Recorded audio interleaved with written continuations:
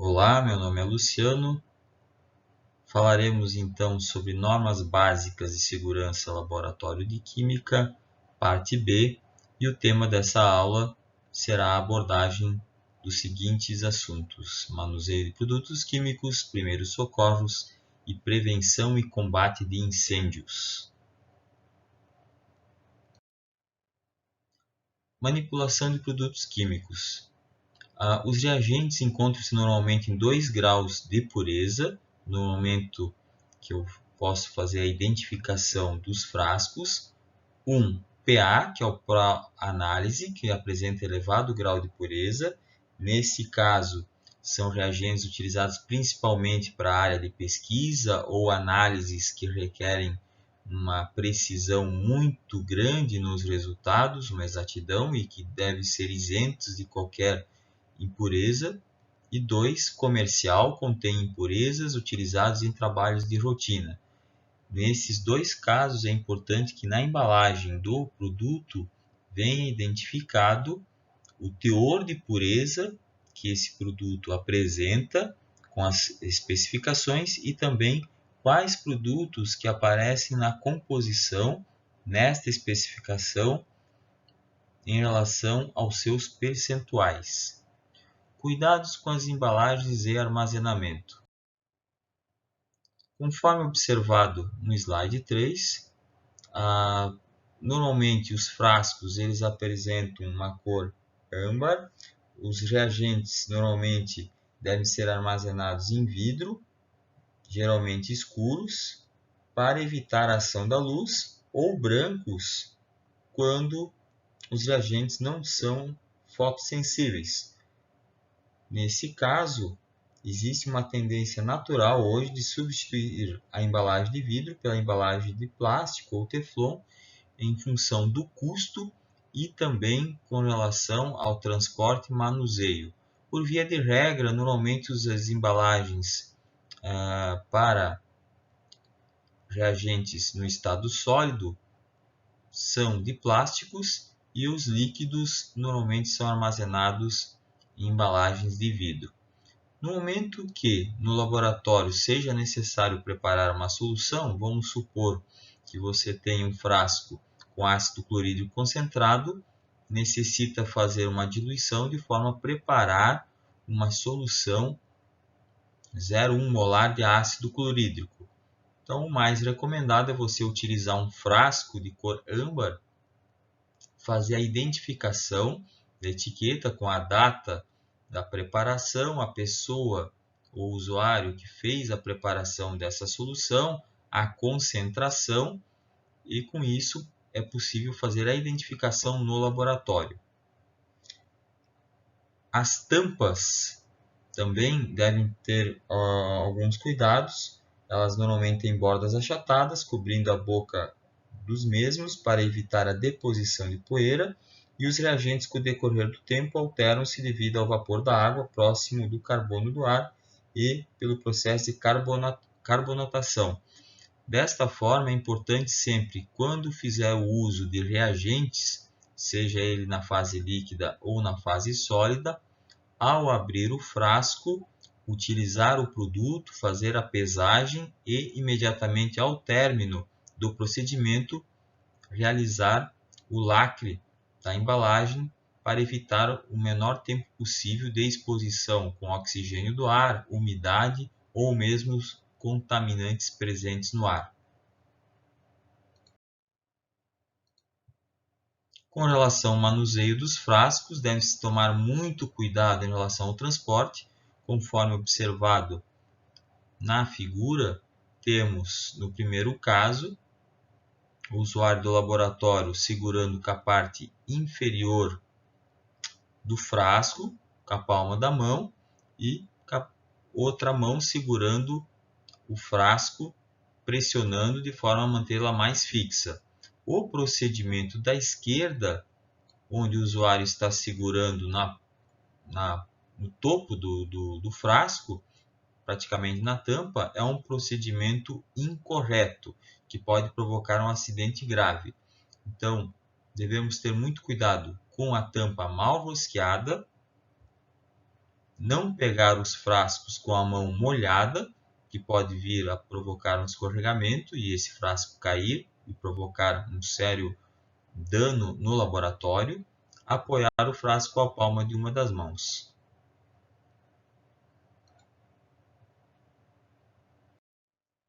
Identificando as informações no rótulo de embalagem. Conforme o vídeo que será apresentado aqui no slide 5, a embalagem deve constar o nome do fabricante, nesse caso foi identificado o nome laboratório, o número do cais.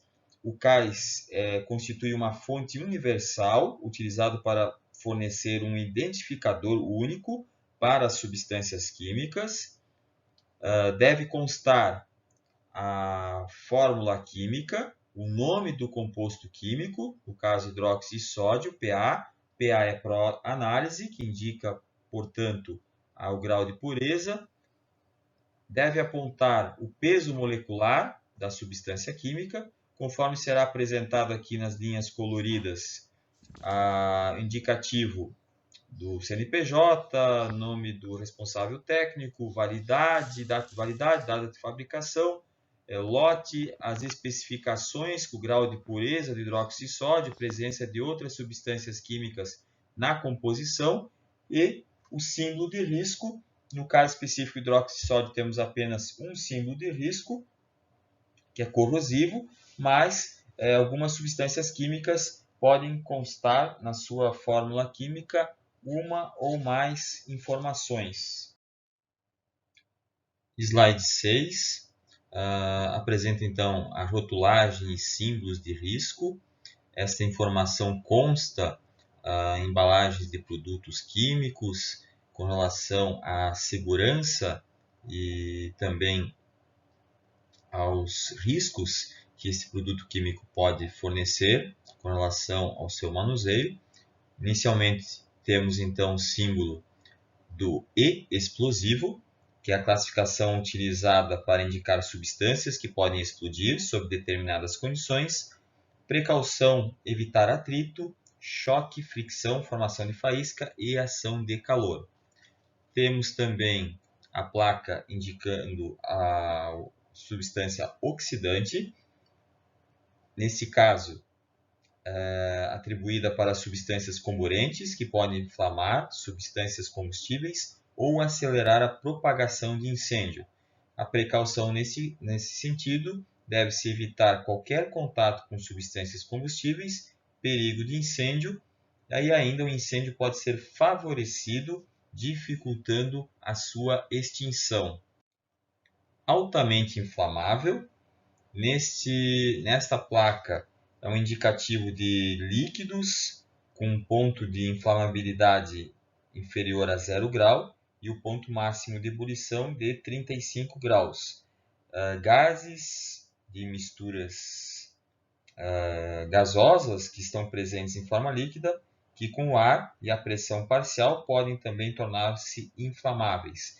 Algumas placas também indicam substâncias facilmente inflamáveis, ou seja, peróxidos orgânicos, por exemplo, são líquidos com pontos de inflamação inferior a 21 graus Celsius e substâncias sólidas que são fáceis de inflamar, de continuar queimando por si só, liberando, portanto, substâncias facilmente inflamáveis por ação de umidade. Temos também tóxico, a classificação é baseada na inalação, ingestão ou absorção por meio da pele, provoca danos à saúde, na maior parte das vezes muito graves ou mesmo a morte. A precaução, evitar qualquer contato com o corpo humano e observar cuidados especiais com produtos carcinogênicos, teratogênicos ou mutagênicos. Temos também o símbolo de nocivo, que é dado por XN, é uma classificação em caso de intoxicação aguda oral, dermal ou inalação, pode causar danos irreversíveis à saúde. Precaução, evitar contato com o corpo humano e observar cuidados especiais com produtos carcinogênicos, teratogênicos ou mutagênicos. Temos ainda a placa indicativa de substância irritante.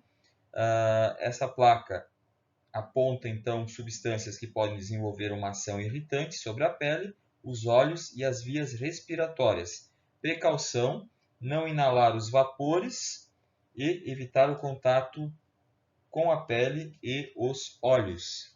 Temos também o símbolo indicativo de substância corrosiva. Classificação por contato: esses produtos químicos destroem o tecido vivo, bem como o vestuário. Precaução: não inalar os vapores e evitar o contato com a pele, os olhos e vestuário. E, finalmente, prejudicial ao meio ambiente, pela letra N, são substâncias que não podem ser lançadas diretamente no esgoto por causarem danos aos organismos aquáticos e também ao meio ambiente, e a precaução devem ser tratadas ou destruídas convenientemente antes de descartadas. Para evitar contaminações dos reagentes, alguns procedimentos devem ser adotados. 1. Conservar os frascos fechados. 2. Não devolver o frasco ou reagente que sobrou. Nesse caso, se ocorreu uma transferência de um reagente em uma quantidade muito maior do que a utilizada no procedimento, deve-se separar uma embalagem específica e realizar o devido procedimento, no caso, identificação desse frasco. 3. Manter a tampa entre os dedos e não colocá-la na bancada. Caso seja necessário, deve-se ter o cuidado de invertê-la, conforme pode ser observado na figura do frasco azul. E 4. Encostar a boca do frasco na borda do recipiente para despejar o líquido. Nesse caso, a técnica para a retirada de sólidos, conforme pode ser observado, os sólidos são retirados dos seus recipientes com auxílio de uma espátula. Caso a substância estiver endurecida, utiliza-se um bastão de vidro limpo com diâmetro largo, de forma que esta substância possa ser então reduzida num tamanho menor.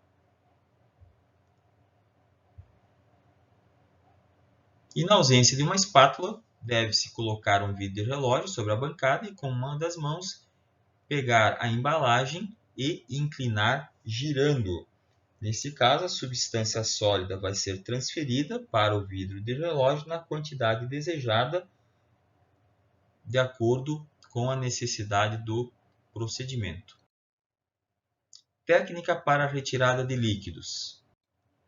Conforme observado na figura, deve-se sempre realizar o procedimento sobre a bancada. Não é correto realizar esse procedimento segurando a vidraria com as mãos e procedendo à técnica. Nesse caso, deve-se retirar a tampa, a rolha e encostar o topo do frasco no recipiente, mantendo o rótulo da embalagem contra a palma da mão e realizar também a transferência com auxílio de um bastão de vidro.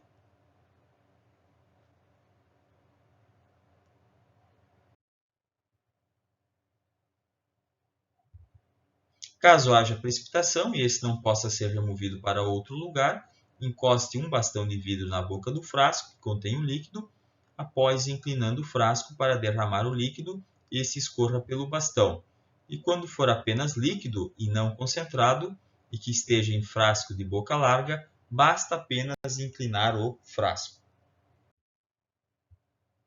Aquecimento do tubo de ensaio. Consiste de um procedimento importante com a máxima de atenção possível no laboratório para se evitar acidentes a si próprio ou a outros usuários que se encontram realizando atividades. Nesse caso, deve-se utilizar um grampo de madeira ou metal e, com auxílio desta, levar ao bico de Bunsen em posição inclinada o tubo de ensaio com agitação constante, conforme o procedimento verificado ao lado na figura, lembrando que o topo do tubo de ensaio jamais deve ser direcionado contra si ou qualquer usuário que esteja trabalhando na bancada ou circulando no laboratório. Sempre posicionar, no momento que trabalhar no bico de Bunsen, o topo para um lado, a qual não tenha nenhuma pessoa realizando atividades ou ainda, se possível, com circulação de pessoas. Outra figura demonstrando o procedimento, então nesse caso também deve-se cuidar para que as paredes externas do tubo de ensaio estejam molhadas, pois poderá haver ruptura do mesmo. Não deve-se no aquecimento do tubo de ensaio inclinar o mesmo para a direção de si ou de outra pessoa, conforme já foi mencionado. Outra situação bastante importante em relação ao tubo de ensaio, sempre fazer o aquecimento do contato da chama com a parte inferior do tubo e nunca na parte lateral do tubo de ensaio. Medidas de volumes. Para medidas de volume, dois tipos de instrumentos podem ser utilizados, graduados e aferidos. Os graduados, é a denominada pipeta graduada, permite medir vários volumes, porém apresenta menor precisão. Existem pipetas de 1 ml, 10 ml, 5 ml, 20 ml. Entretanto, tem como vantagem utilizar a medida de vários volumes, mas com menor precisão. E finalmente nós temos os aferidos, são aqueles que medem um único volume, apresentam apenas um risco, que é o menisco, específico para o volume desejado em relação à transferência de líquido de um frasco para uma vidraria, no momento que você vai preparar uma solução, e portanto ele apresenta uma precisão maior em relação aos graduados. A medida do volume do líquido é feita comparando o nível do mesmo com os traços marcados na parede do recipiente. Neste caso, temos a posição de leitura em relação ao mercúrio no menisco convexo e temos também a posição da água, posição de leitura com o menisco côncavo. Desta forma, deve-se observar que a leitura é exatamente aquela que ocorre em relação à superfície do líquido, tanto no menisco côncavo como no menisco convexo.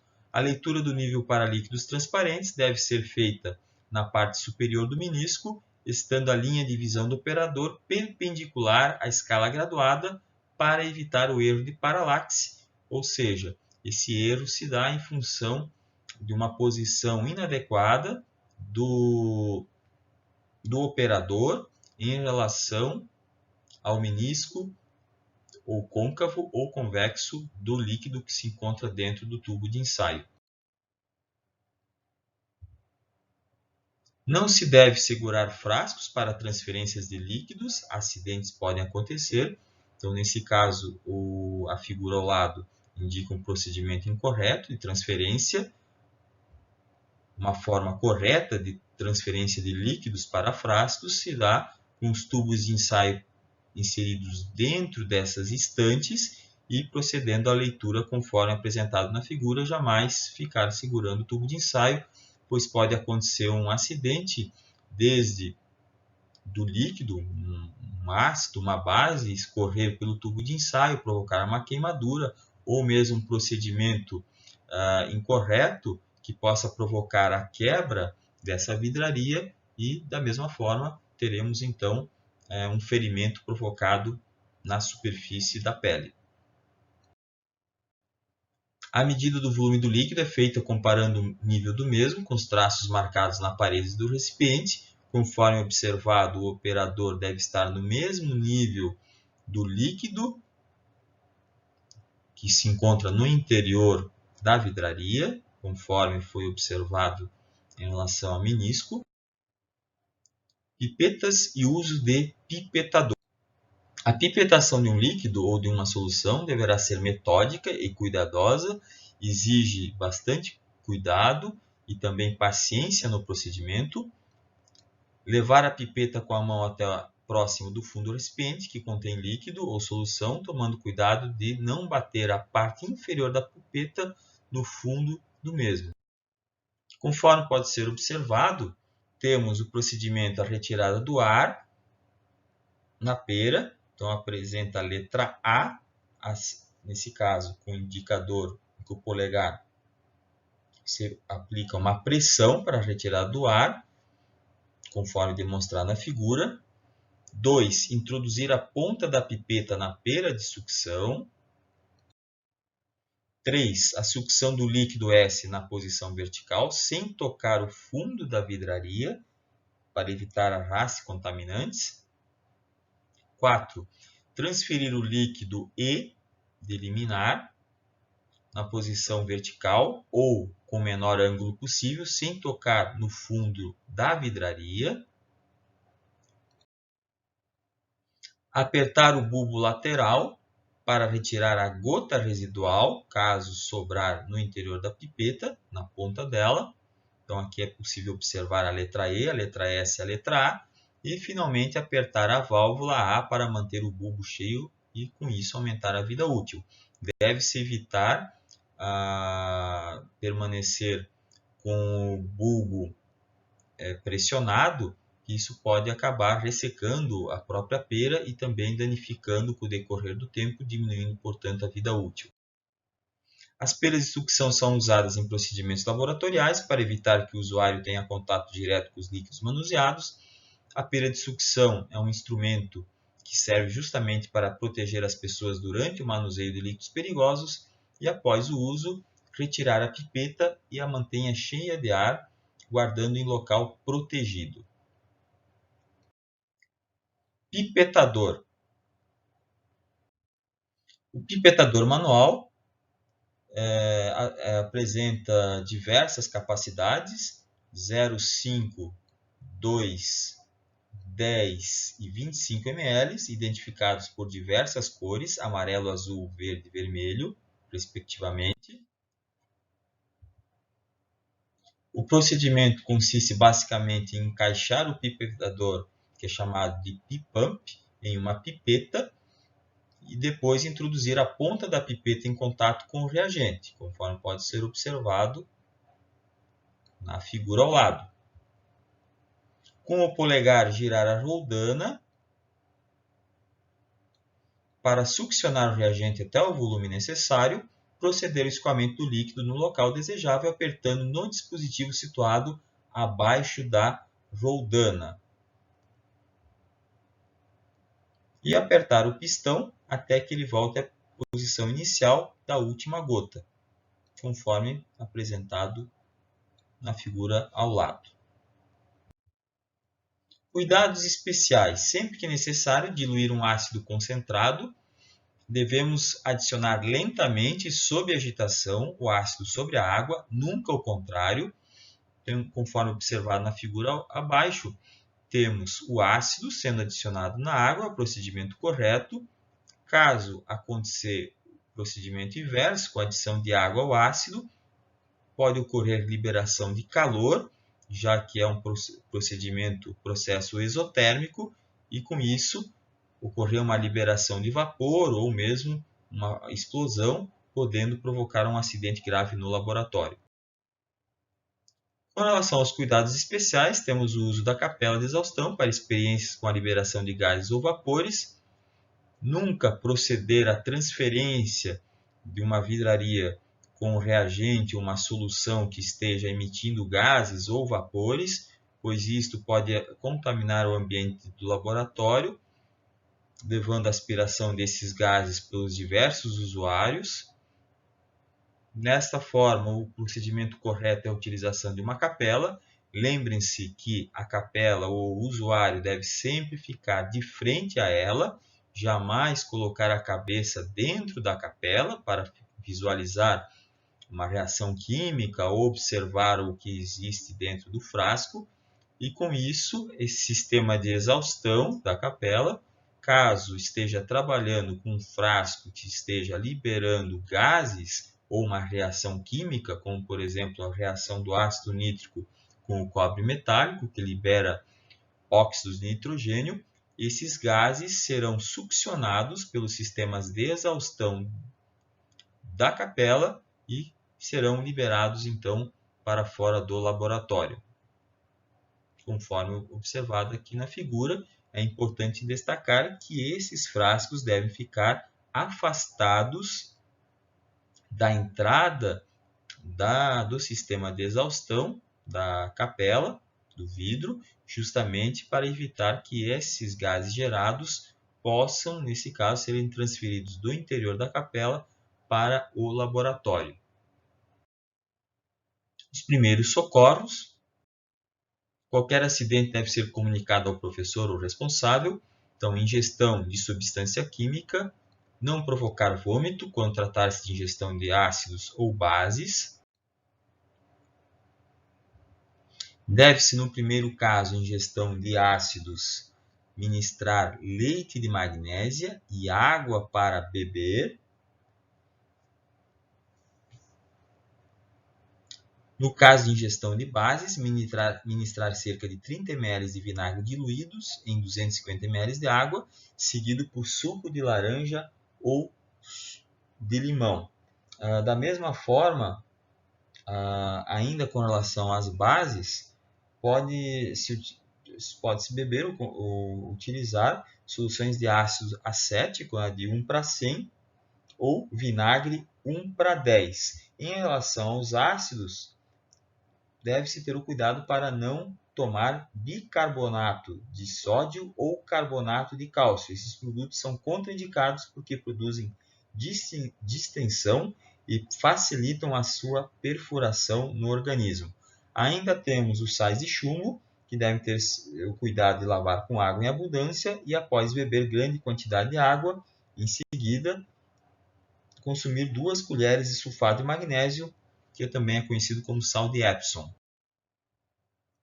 Inalação de vapores corrosivos, remover a pessoa do local, dispondo um ambiente ventilado, procure um local arejado para respirar. No caso de queimadura, se qualquer substância cair na pele, lavar imediatamente com água.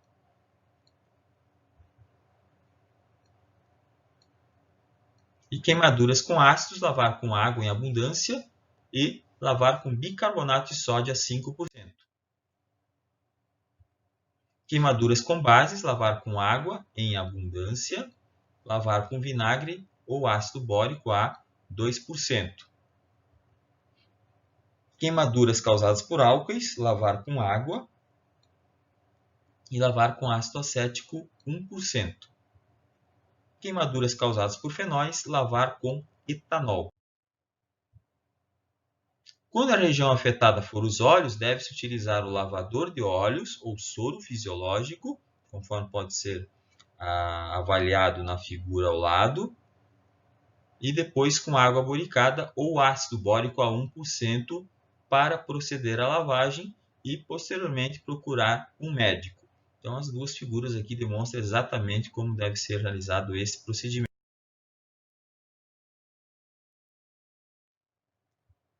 Queimadura com fogo, abafar as chamas, envolvendo a vítima em cobertor. Se as roupas estiverem aderidas à superfície da pele, não se deve tentar removê-la, e sim cortá-las cuidadosamente ao redor da área queimada. Ferimentos, parar a hemorragia comprimindo o local. 2. Lavar com água e sabão o local da lesão e em seguida aplicar solução à base de clorexidina. Essa base de clorexidina, ela tem a ação anestésica e também antisséptica, que ajuda a reduzir as dores causadas pela lesão em relação ao ferimento. Prevenção e combate a incêndios. Como se forma o fogo? Normalmente, para haver fogo, é necessária a existência de 3 elementos essenciais: combustível, calor e oxigênio. Com isso, nós temos o chamado triângulo do fogo. Ou seja, o combustível é o material que queima, pode ser sólido, líquido e gasoso. O calor é o elemento que dá início ao fogo, que o mantém e até amplia sua propagação. E o oxigênio é o elemento que alimenta as chamas, intensificando-as. E o oxigênio não é combustível, mas alimenta a combustão. Desta forma, que combustível, calor e oxigênio compõem o que denominamos de triângulo do fogo, e a presença desses 3 elementos é o que determina, portanto, o fogo. Um apontamento importante é que, para se evitar incêndios, o melhor é não deixar uma fonte de calor chegar perto do combustível.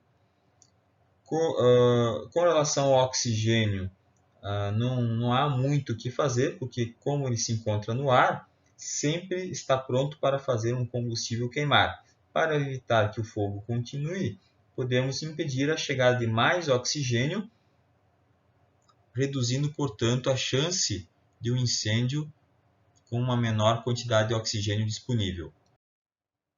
Classificação dos incêndios. Os ensinamentos sobre métodos de combate a incêndios mencionam 5 classes de incêndio, conforme apresentado na tabela abaixo, ou seja, classe A, B, C, D e K. Nesse caso específico, nós temos para classificação de incêndio classe A, enquadram-se os incêndios em materiais que, ao se queimarem, deixam resíduos, como papel, algodão, madeira, entre outros. Para esta classe de incêndios é necessário o uso de um extintor que tenha poder de penetração e que elimine ou reduza o calor existente. Os extintores recomendados para esse tipo de incêndio são os de carga líquida e água com CO2.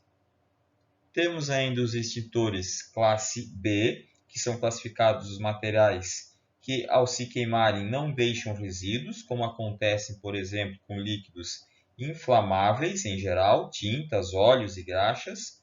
A técnica na extinção desse tipo de incêndio requer o uso de um extintor que possa agir por abafamento e que possa, nesse caso, eliminar o oxigênio. Os extintores indicados são de espuma, gás carbônico, CO2 e pó seco químico.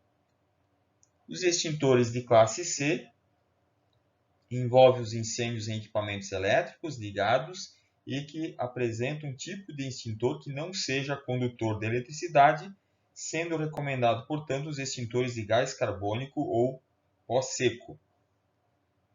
Classe D, incêndios em metais pirofóricos e que exigem agentes especiais para extinção. Esses agentes extintores têm a propriedade de se fundirem em contato com o metal combustível, formando uma capa que isola do ar, interrompendo a combustão. Alumínio e magnésio, por exemplo, são metais que apresentam baixo ponto de fusão. O alumínio, por exemplo, tem ponto de fusão em torno de 700 graus e é bastante suscetível, então, a ocorrer fusão a temperaturas relativamente não muito altas, se comparado com outros metais, como o ferro, por exemplo, que sofre fusão a 1460 graus aproximadamente. Extintores classificação K referem-se, então, àqueles que são usados em cozinhas, equipamentos comerciais, as cozinhas industriais, óleos vegetais, gorduras animais, banha, são muito difíceis de serem apagadas. O uso de óleos não saturados a altas temperaturas acabam também favorecendo o incêndio desse tipo de material. Como usar os extintores de incêndio? Há 4 tipos de extintores de incêndio: água pressurizada, gás carbônico, pó químico e espuma. Resumidamente, apresentarei os 4 tipos de extintor que são usados da seguinte forma. Primeiro, água e gás. Retirar a trava de segurança, apertar a alavanca e dirigir o jato à base do fogo. Não usar em incêndios das classes B ou C. A água apaga o fogo porque retira calor dele. Deve-se atentar para a questão do fogo, que é necessário combustível, oxigênio e calor. Retirando o calor, o fogo se apaga. E o jato de água não precisa ser contínuo, pode-se desligar o jato a qualquer momento, basta soltar o gatilho. Extintor do tipo espuma, inverte o aparelho e o jato dispara automaticamente, só parando quando esgotada a carga. Nesse extintor, gás carbônico é produzido quando 2 líquidos que estão dentro do extintor entram em contato e o gás carbônico empurra a mistura dos 2 líquidos para fora e forma uma espuma. Os 2 líquidos que produzem o gás carbônico entram em contato quando se inverte o extintor. Desta forma, não dá mais para parar a saída de líquido. Nesse sentido, é muito importante só virar o extintor quando se chegou perto do fogo. extintor de gás carbônico, retirar o pino de segurança, quebrando o lacre, acionar a válvula dirigindo o jato para a base do fogo. Nesse tipo de extintor, o gás carbônico dilui o ar, de modo que há menos oxigênio, e na falta de oxigênio o fogo se apaga e o jato de gás carbônico pode ser interrompido soltando o gatilho. Pó químico.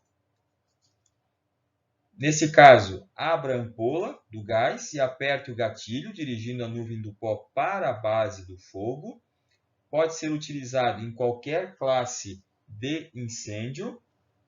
O pó químico é o bicarbonato de sódio. Em contato com as chamas, ele se decompõe em gás carbônico, água, e em outro pó branco, o carbonato de sódio.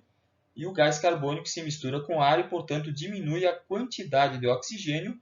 E o carbonato de sódio, que é sólido, isola o combustível do oxigênio e sem oxigênio o fogo apaga. Temos ainda a classe K.